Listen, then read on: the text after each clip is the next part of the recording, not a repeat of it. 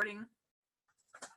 Hey guys, welcome back to a fireside chat. I'm so excited to have with us today Kellie Thompson. Dun, dun, dun, dun. And you can see behind me what I decided to call this chat is Mamas Make It Happen. And Kellie and I met a few weeks ago at a Mamas get together, and we just hit it off because we both are these like fit mamas that put fitness as a priority, and we're just talking about the amazing benefits that we feel from it. So I'm excited to have a successful, fit, healthy mom who's jazzing it up, doing it, looks and feels great. Yes, you do, Kellie. And just have her, talk to us about how to make exercise part of our life in the real world. So before we get started, this training, as well as all the rest of my trainings, come from the idea that there are 7 foundations in order to feel our best, feel our healthiest. And this is the picture, what that looks like for me. So what that means is if you have some health issue pop up, like let's say you've got a thyroid issue, it's really common. 20% of women in America have thyroid issues. Anyways, if you are exercising and sleeping really well, but you're not eating well, then that gives us, this ladder gives us a clue as to why. If we're doing everything right, but we can't figure out how to serve the world in the way that we are meant to individually, then it's gonna affect our health. So all of these areas, I feel like if we can balance them well and have tools in every category to know how to take care of our systems the best, like naturally, what does our lifestyle need to look like? What do our habits need to look like? If we have a good foundation, good solid balance in all of these areas, there's no reason why we shouldn't be our most vibrant, beautiful selves. So with that being said, I'm excited to share with you about this month's topic, which is move your butt. So Kellie, tell us a little bit about you and what's your background and what does exercise do for you? I'm a 40-year-old woman. Let's get that out there. Whoop, whoop. Woo! Yes. I'm a mother of 3 kids. I am a runner. I ran in high school and college, and I have ran ever since. There's only been a couple times, like during 2 of the 3 of my pregnancies, I ended up stopping running. But then I started it up after.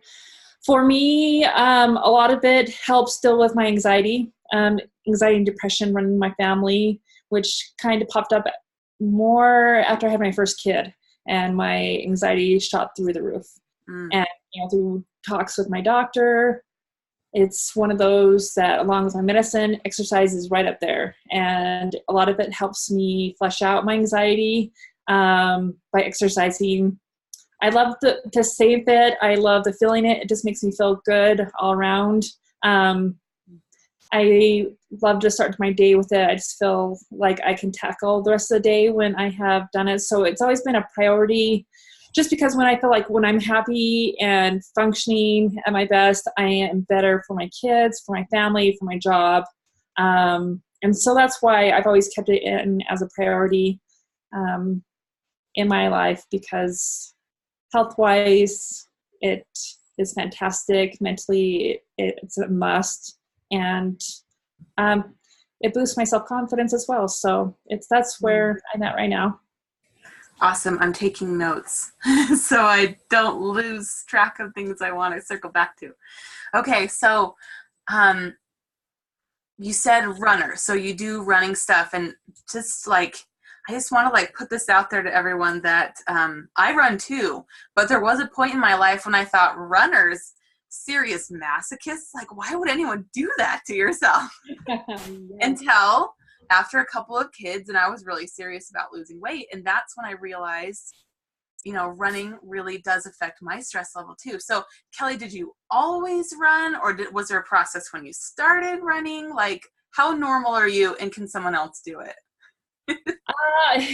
Normal the fact as when in college and in high school, I was a sprinter. I was actually a hurdler. So I did long distance. Running a mile was a huge deal. And a distance was unappealing. And when they made us do anything longer than like an 800, I was like, no thanks. But it wasn't until college for some reason. I don't know why my coach told me to, on the off season, to do the cross country with them to stay in shape. And I remember the first day was just a casual 7-mile run. I had never run 7 miles at that point, and it took me forever. And it was a shock to the system. The first month was brutal, and I was always like hating it. But having people there to run with was huge. And once my body adjusted, I found it therapeutic. I can see, like, when you learn to run and talk and be able to do it with friends, it made it a fun thing. And I think once you get over that training, I hear it's like either 2 weeks, possibly 3 weeks where you get over that pain. But if you can get past that and you can do it long enough, then you'll get to the point where you can like get to zone out. Because that's where I feel like what people with the runner's high is when you can just zone out and you start processing your thoughts and you're not worrying about the running part. But it is kind of difficult to the first 2 or so weeks during that, where it's just painful and that's all you can focus on is when you're going to finish. And if you can truck through that, you'll get to that point where your body has adjusted and you can get into the zone out and start having the clarity to like enjoy it. And again, it's not everyone's cup of tea. My husband hates running. I mean, he does it off and on, but he's more like he'd rather go out and road bike. And so to each their own. I know that not everyone wants to go through that painful 2 weeks, so I get that. Yeah, that's true. But I mean, you said you didn't run while you were super pregnant. So like coming back into it, it's not like you did your 7-mile run again the first day, right? Like how do you restart when you're beginning over? I think you just have to be more forgiving. I do shorter distances and a lot of running, walking. I had to tell myself it's okay to walk. I'll run as far as I could and then walk. And a lot during those times I was doing it with the stroller, so it was even harder. So it was frustrating. Okay. I got to the point where I had pushed 2 kids and my son was biking and I had to motivate him with popsicles to keep him going. But awesome. Yeah, I have more per kids, like you will run with me. But a lot of it, getting back into it, I would choose a distance. Like I am going to run until I got to the stop sign. Then I'd allow myself a break, walk, catch my breath, and then I do it again. And the more, a lot of it was just being outside because being a mom and being cooped up in the house was another issue. So in my mind, I'm like, okay, I'm okay with that as long as my kids are doing good and it's not an issue for them, hence the popsicles and trying to make it fun for them while we were going out, then it was good. So that's how I build up to get back up to the longevity. But it was a little brutal at first, but walking, I just had to tell myself, no one ever jumps straight back in and to not beat yourself up over it. So yeah, unless they want to be in pain for, 2 weeks while they recover from shin splints. I never do that, by the way. Yeah. I always start off easy, and I find it easier for myself if I either increase time that I'm running or I increase distance that I'm running. So I'm either working on getting up to 3 miles. Maybe I start with 1 mile and I move to 1.5 miles in 2 weeks, or I'm increasing time, kind of whatever is your cup of tea. Like if you're like, okay, first I'm just going to run for 8 minutes. The next time I'm going to run for 9 minutes. And the next time, so whatever is your goal, it's kind of difficult to increase both at the same time. But I've heard trainers say either increase time or increase distance, right? Yeah. Cause like if you do a distance, like when I lived in Wyoming, there was a lot of roadway. We just had the highway and then these neighborhoods. So I had only a certain amount of distance that I could like circle in and out of. And so I finally got up to that distance. Then I was like, okay, once I got settled in, I'm like, okay, I'm going to try to reduce my time to see if I can do it faster. And that's another way to push yourself is like increasing your speed. Uh-huh. Yeah.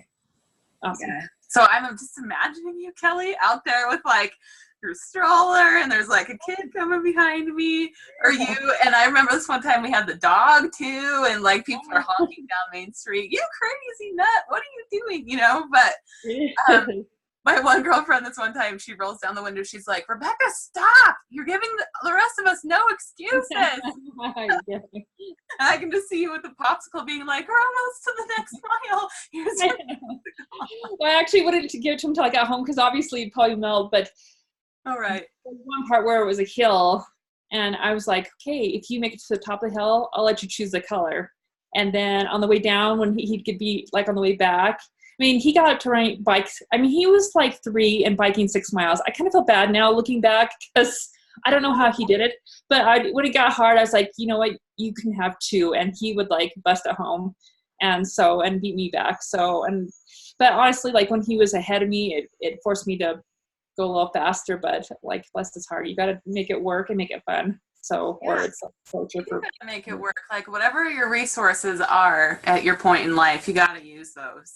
Whether it's a bike or popsicles, or if it's like your sister that lives next door, or like whatever, a neighbor that'll just walk with you. There's like a park in my neighborhood, and it has a road around it, and so I'll just let the kids play at the park while I run laps. Like, you've got to use your resources, whatever they are. And so I'm grateful to hear what yours are. Yeah. Well, and honestly, like, because I've been talking to some of the younger moms in our area, and they are trying to, like, I think you can find that point where you're getting your sleep. Because I always did that. Like, I slept when my kids were sleeping because you're so exhausted. But, like, especially when they were little, when they didn't move around, my treadmill was in my room. So when they were awake, because I was obviously sleeping when they were sleeping, then I would put toys on, like either they're on the floor or on the bed, because obviously they weren't rolling at this point. Or when they were rolling, I would, barricade so they couldn't get close to the treadmill, but I put toys out, and eventually they'd have to pop off and jump off the treadmill and put it on. But you just have to be a little creative, because sometimes I think as moms, we put ourselves last all the time. But if you can pop yourself back up, you feel so much better about yourself and can be a better mom. Yeah, I liked what you said earlier about there's this relief that comes after, like, you get in running shape, which takes a few weeks. And once you're past like how difficult it is to keep your body moving, like the physical part of it, I remember like I had to run past 3 miles before the first 2 times that I was able to. It's like you just come out of the dark, like you run out of the shade, you're running out of the deep end of a pool, however you want to look at it. Yes. All of a sudden there's like the stress relief that comes over your mind and you can think clearly, right? Does that happen for you? Yeah, exactly. There's that point where I think it's your pace comes natural, where you're not like constantly like forcing yourself to like keep your turnover or your feet moving, and where you can be like enjoying, oh, how pretty it is. And you don't realize you're running. You're like, I'm still running, and I'm not like focusing on my running. And I think it's different. Like, I think it's awesome where you knew at 3 miles, you're like, this is where I can zone out. I think like during the winter for me, it's like 2 miles, 1 mile. If I can get into a groove, usually by 2 miles, I can zone out and then get into it. But it does take a little bit of time to get to that point.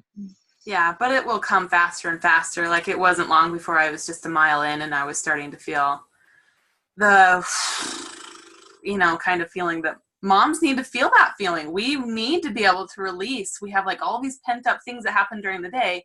It's not like we're going to scream at our kids about it, or hopefully, sometimes it happens, but it does. It never happens.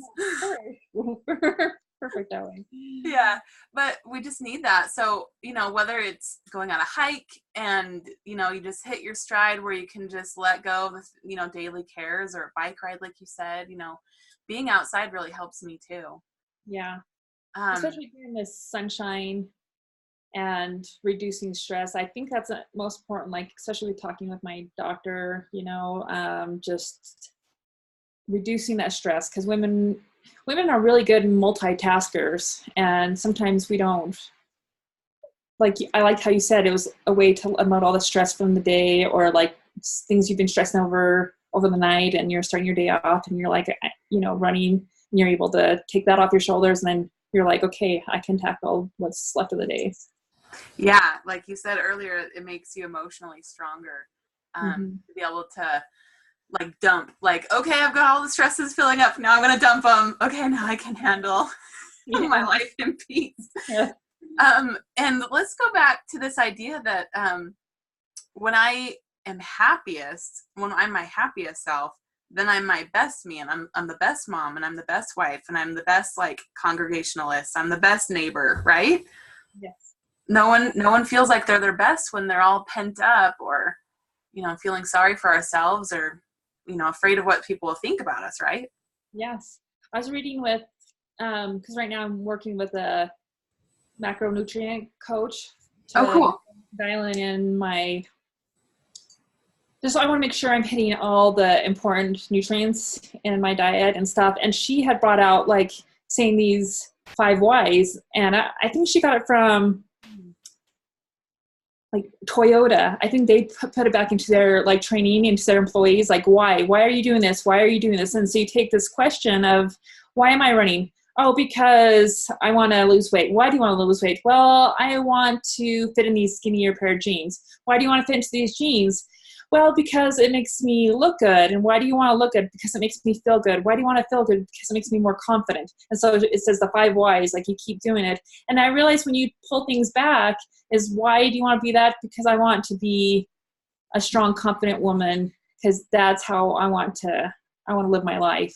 Whether it's being a mom, being a working professional, being a good friend, good neighbor. And so I really like that, to like, why do we do certain things? And that's where I was like, yeah, it's not just about like, I want to be healthy and I want to be smart, but I want to have that confidence and I want to be a good person. Yeah. I love chasing the why. It's like you're getting deeper and deeper into, I feel like it's more of a solid motivation of like doing it for the right reason, right? Yeah, not just being like, I have to lose these 5 pounds. It's more like, why are you wanting to lose these? And then get into the core of issue, because it makes me feel better. It makes me feel confident. And when I feel like that, I feel like I am I can do the things I want because it makes me feel good about myself. And that's a good thing.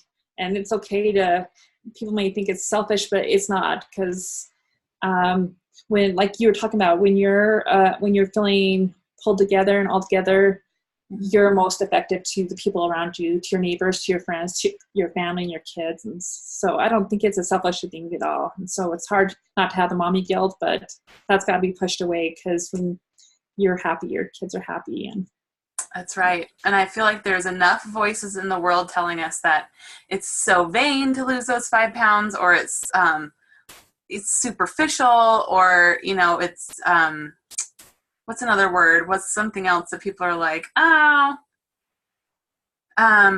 selfish. You said selfish. So, yeah. And when you chase those whys down deeper and deeper, I feel like you get way through no, it's not selfish. And you can prove to your brain, no, I'm not being selfish. I'm not being vain. This makes me be the best person that I am. And that's what I'm seeking. And as long as we're seeking the best person that we are, our results are going to be phenomenal. No matter what goal we cinch or what mile we close, or, what pants we fit into, like the underlying why, that's so key. I'm so glad you said that. Well, and I like, even with my husband and I, like we, like earlier on in our marriage, we went and talked about different pillars in our life, like financial, spiritual, physical, I gotta look at my phone, but there was like 4 or 5 pillars that we thought stabilize our lives. And we did include like fitness as one of them, because we all recognizing the fact that when we are both healthy, then we're happy, along with being financially stable and spiritual, mentally there as well. So yeah, I think it's awesome. It's important. So yeah.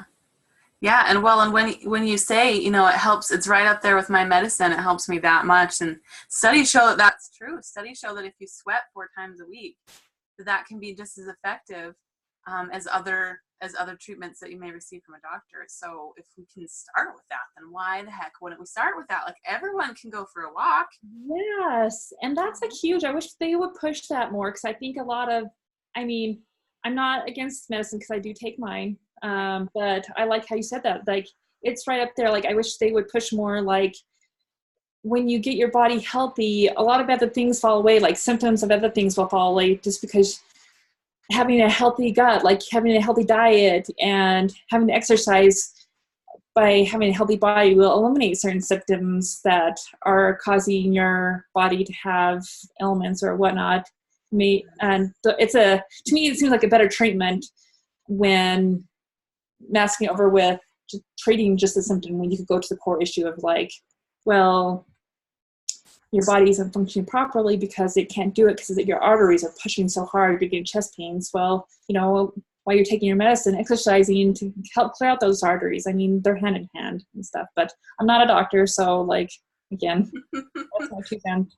We just state what the studies are. We don't treat or diagnose, right? Yes, you're right. Right. But it is really cool that with exercise that we can address the feelings that we're having right now when we exercise, as opposed to other things that might take, 3 months to build up. We can take a nap right now and that will help us feel better. We can go for a run right now and that'll help us feel better. We can drink more water right now. That'll help us feel better. Yeah. And even like getting started, people are like, well, I don't start it because of that 2-week hump or whatever it is. Like, what would you say, when you start a new interval training workout or when you start running again, like what would you say to the person that's right at like on the doorstep looking out at that distance of getting started and it's too hard? Like what's your ideas for people like that? Well, the way I tackle it is you take it one day at a time. Like, don't look at the 2 weeks.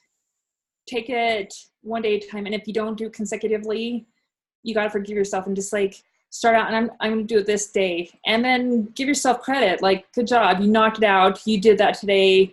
Let's work on tomorrow. And then, because sometimes it's like, some people feel like if they don't do a certain amount of days in the 2 weeks, they have failed.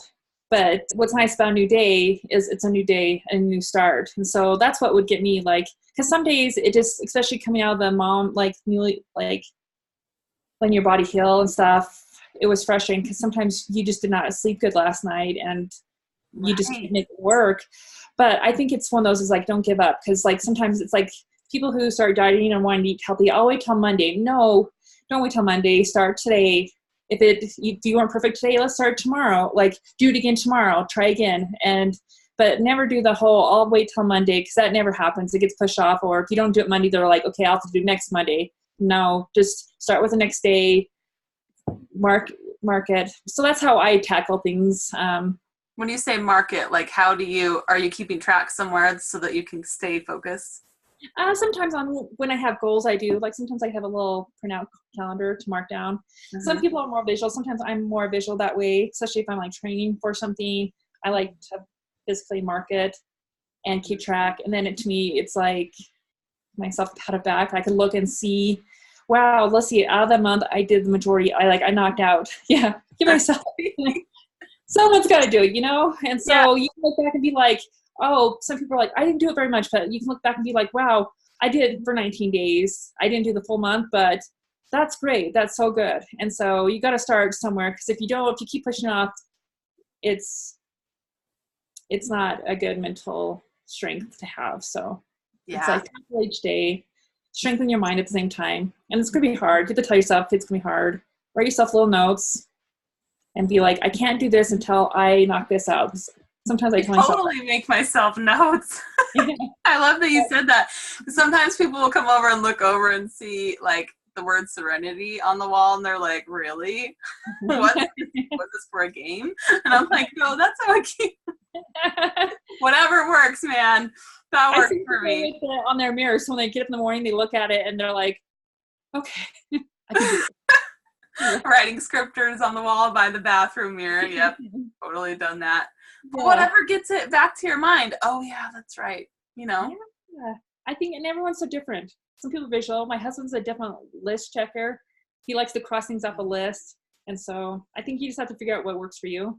Like the notes for you. It's awesome. And I just think you know yourself well enough. Find what motivates you and say, and some people, I've had a friend that was like, there's a pair of jeans and they were kind of expensive. She never bought them, but she said if she did this and this for however long, she was going to buy that pair of jeans. And so that's what motivated her, was like, I really want them, but I'm not going to buy them until I have done it. And she did it for like 3 months and hit her target, and then she bought them. So I was like, way to go. Like, I love it. Whatever works, that's what motivated her. So, okay. Yes, and at one point I have done like I paid myself, because some of the goals that we make, like it's hard to see them, You know, like you can set a goal to exercise for 10 days and it might take you 2 weeks, but you'll get through it. But some goals, it's kind of hard to see, like fitting into size, whatever pants, it might be hard to see. So I did something similar where I paid myself every day and I put literally put $2 in a jar until I could afford the things I wanted to buy. And that I got to see it go up and up, and like, however you want to track it, if your calendar. Oh, I love that one. Yeah. I love that. That's so good. I'm paying myself instead of being like, I went for a run, now I deserve a Tootsie Roll, you know? Yes. Oh, I think that's good. Like, instead of like resorting to food and being like, I'm going to treat myself, because that I think is a hard one too, because I am motivated by sweets. Mm-hmm. But I think that's a better way, instead of like, well, I'm trying to lose this weight, and then I'm intaking the calories that I just burned off. But instead of being like $2 and be like, wow, I'm going to get it. I'm going to buy what I want with that. That's going to be awesome. And I'm going to earn another $2 tomorrow. Yeah. Whoop, whoop. I have this massage client that said, I pay myself $5 every time I do this new habit, and then I get to buy a massage with it. So for I think it was like every day she didn't have coffee or whatever. Like the didn'ts, the not having sugar, the not having coffee, whatever is, you know, those are hard to visualize. So she said, I paid myself $5 every day. And that meant if I was good 10 days in a row, I got a massage. So I could get 3 massages in a month. And I'm like, go girl. Like, I'll call you and make sure. I love that one too. I'm like, man, that should be on my bucket list. Totally. So I have this real question for you. Mm-hmm. And I totally want to go here. This has been something that's held me back in the past. So I know that you've told me that you do interval training, and I'll kind of pull up a picture and you can tell us a little bit about how you find those. Here's a picture that's just, you know, tell us where you find them and what keeps you going with that kind of exercise. When I moved here, like I used to live in Wyoming, and maybe I just hadn't heard about it, or, you know, we didn't live in an area that had it. We moved here and I started taking this new area in well, I don't know if you tell them where you live. Where I live right now, I took some classes, but I started like, instead of having to pay to go, and sometimes you're not in an area where they offer things like this, but I have the equipment at home, and a lot of it's body weight. So you don't necessarily need to have weights. Some of these you do. A lot of the ones when I first started out, I did not do weights because a lot of it is your own body weight. But on my phone, you can get these free interval timers on an app. Totally free, and that's what I did. I downloaded that, and then I would just go on to Pinterest and I look up HIIT workouts. And then when I couldn't figure out how to do the certain exercise, I would look up on YouTube, because we talked about that, trying to perform the exercise correctly so you're not getting injured. But so in order to, like when you don't have a gym to go to, right? Yeah, a gym. Because a lot of people, like, maybe they're not runners, or and a lot of what I've learned as I've gone older, especially getting older, is that you want to keep the muscle there, because that helps you longer in life. And so before, when I was just a runner, I had like running muscles, but I really didn't have a lot of muscle. Mm-hmm. And so to me, that became more important. And I started doing HIIT workouts. And what's nice about HIIT workouts is they're a shorter time frame, and you're doing multiple exercises in a time frame where you're working out for so many seconds, and then you have 20 seconds off. And which is nice, is like when you say seconds, it's literally seconds. And another one is also Tabata. Like, search Tabata. Tabata is where you do a certain exercise for 20 seconds, then you have 10-second rest, and you can do that same exercise 8 times with rest in between. Then you switch exercise, and you're getting, with high interval training and with Tabata, you're burning a lot of calories in a short amount of time. So it's sometimes when maybe you're a working mom, or even with kids where you're like, I only have 30 minutes, you could do a 20-minute workout. Start off with a warm-up, then do your workout, and then stretch for 5 minutes afterwards, and you're able to knock out a workout. And so that's what got me into this, is that I could knock out a short amount of workout, burning a lot of calories, and building muscle tone at the same time, because a lot of it's your own body weight, doing squats, push-ups. And then you can also search for ones where they incorporate like hand weights, like you saw right there. A lot of people have those at home as well. So yeah, but I love that, you know, you're saying You can start with nothing, just your body and just Pinterest, and you can make Yes. it. And we all know that it takes longer than half an hour to get through a half an hour workout, especially with kids, right? Yes. So I love the 20-minute tip.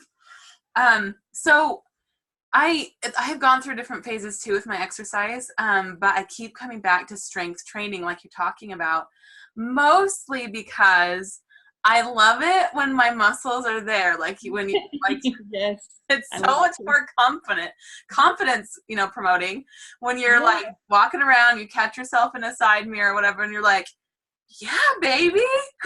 Oh, look at that. I know, instead of like, where'd those wings come from? I've been working on boink, boink, So I just want to say to all of you moms out there that it's completely okay to work on that physique and like to desire to have a shapely form, because here's what I notice is the phenomenon with myself is that I would act differently. And I don't know what it is, but I would feel more fulfilled. I would be more outgoing. I could talk to people that really needed me to talk to them, but I wouldn't normally, strike up a conversation with them when I was in my self protective mode. Like I would be more outgoing. And I feel like that is a valuable thing, especially in this world where we're supposed to be reaching out to our neighbors, reaching out to our loved ones, and being the best, neighbor and friend that we can be too. And so tell me, Kelly, your experience, like what does strength training, how does that transform, your personality or life? My whole thought with strength training is I love being active with my kids, and a lot of it being like runners, you tend to be a little bit lighter weight, but like when I have my kids, and I feel like this is my goal. It's like I always want to be able to run up and down the stairs and not have to heave. But I found with strength training is I can do things a little more faster and better, and I feel like my joints will hold up. A lot of it is, especially I've seen with family members, or not necessarily family members, but maybe extended family or with other people, is where when you don't hone in on the strength training, like their knees tend to go out. I mean, you could run, but still not have strong knees. And I want to plug in that when you're in the process of losing weight, and I think this is standard for everyone knows this, that muscle weighs more than fat, and to measure, because like when I moved here, so before I moved here, I just did running, and when I moved here, I started doing a lot more strength training, and I gained 20 pounds in a short amount of time, but I was still fitting the same clothes, because it freaked me out, but I was wearing the same clothes, and I just had to realize this is all muscle, and I feel like I can be out there running around with my kids, and like you said, it makes you feel like sculpting your body, having a shape, makes you feel so much better about that. Because I have to admit, like getting into a swimsuit makes me feel a bit better when I have more muscle tone. And again, I know it sounds very vain and stuff, but again, it goes back to self-confidence. Like I do like to see that I have muscle tone, and I feel like I can lift my kids up and getting my groceries and doing things and being active as an adult, especially as I get older. I want to keep the muscles as I head into my later years. Not that I'm close. Yes. Making sound like 40s, like there, but no, but I just look at the older people where I took boot camp class too, and there's older people in there, and I was just so impressed because they've always been fit, and they're out there in their 60s out there hiking, skiing, and still doing it because they've done the muscle strength training, because they've helped their muscles retain their muscles, period, and have the strength to do activities. Especially like living where we do, where there's a ton of snow. Our family likes to ski. And when I stay on top of the strength training, it's not so brutal on my legs, like strong legs. And you can't sit there. I'd be like so winded because my legs were burning. But now, like when I do strength training, things like that are fun to do. Yes, and I love that you say, you keep those joints strong. Like just because you're running, or just because you're walking, or just because you're thin, it doesn't mean that those joints are strong. And as the massage therapist, I'm the one fixing a lot of you, putting your backs or your necks or your shoulders back into place.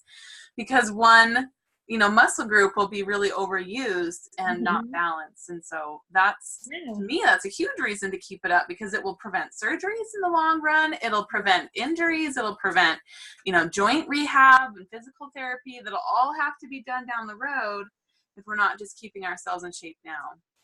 Yeah, and there's even studies, like especially with women, especially as we go through like menopause, we start losing bone and muscle mass. So if we can keep this up, having strength training helps maintain your muscle, or at least keep there longer, and your bone density. So I think, and it's good for your posture. So if you think about as you get older, you don't want to start like hunching over. So I think having like strong backs, and it all goes back to, and they talk about it, like if you read them, they talk about women's strength training. I mean, it's not like, I think a lot of people are like, I don't want to get bulky. I don't want to have big, like some people don't want to look like a muscle builder, and you can do strength training without having to bulk up. You can tone stuff, but it's important to get that in there, because you don't necessarily, lifting weight doesn't necessarily mean you're going to be like this hulky woman or manly woman. It'll give you the strength and definition that you need. Exactly. It's the strength and definition you need to, support your joints, to feel your best, to, interact your best in this whole, social scheme, and all the people on this planet. Your best. That's what we're going for, is your best. You nailed it. Okay. Well, to keep us from going too long and to wrap it up, is there anything, Kellie, that you want to share with us for those that are struggling and just, they're going to drop their exercise because it's the last straw or whatever? Like, how could you keep someone going? What would you say to someone? I think at that point is where you have to tell yourself that you're important. And I think for me, like when you get frustrated and you just have to look back and say that you are important. It's important to be your best you, and you got to have that frame of mind. And to forgive yourself. Like, again, we kind of went back, like when you realize it's important to you, you matter just as much of all the things that you have to do during that day. And if you're not perfect at it, or at least find something that, if that exercise or program isn't working for you, go until you try something. Like some people really love HIIT and boot camp. There are those who love running, and like you, like some people don't realize they enjoy running until they try it or get past that point. Like I think you're like a perfect example of that. So I just say, don't give up and don't get frustrated, and just start each day and try to give it your 100%, because you're worth it. Man. Because you're worth it. I think that's an awesome tagline. Yes, it's awesome. Well, Kellie, thank you so much for just, being brave and coming on here and sharing with us what works for you. Yeah. Thanks for having me. You're a good inspiration. I love it. Thanks. I appreciate it. Okay, for the rest of the month, you guys, we have some other good speakers coming on here too. We have actually a CrossFit trainer that's going to, speak to us a lot of the same things that Kellie has. We also have a massage therapist coming on in a couple of weeks to teach us about moving, the circulation on the inside of our body. So outside, inside movements, all good, right, Kellie? Yes, I love that. I'm going to have to tune in on those. Yeah, well, cool. Thanks everyone for joining us. If you liked what you're seeing, subscribe and share, please, so we can get the message out to everyone that you can do more with your health right now. All right, cool. Yay. Thank you. Okay, did I click the end meeting? There we go. I was like,